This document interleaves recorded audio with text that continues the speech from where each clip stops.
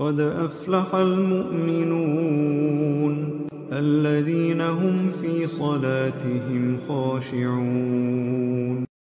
আমাদের জীবনের যে কোনো গুরুত্বপূর্ণ কাজে, যে কোনো গুরুত্বপূর্ণ সিদ্ধান্তে আমরা যদি চূড়ান্তভাবে সফলতা নিশ্চিত করতে চাই, তাহলে দুটি কাজ করতে হবে। তার একটি হলো সংশ্লিষ্ট কাজ শুরু করবার আগে, আরেকটি কাজ হলো পরে।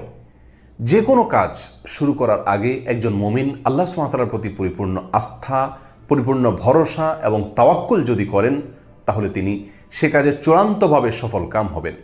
আল্লাহ সুবহানাহু ওয়া তাআলা কোরআনে কারিমে বলেছেন, ফাইজা আযামতা ফাতাওয়াক্কাল আলাল্লাহ।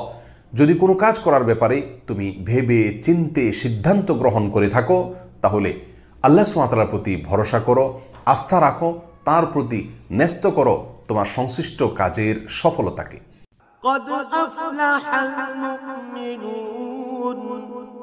নিঃসন্দেহে সেসব ইমানদার মানুষরা মুক্তি পেয়ে গেছে। সময় আসবে এমন ইন্দুরের কর্তব্য পালবার জন্য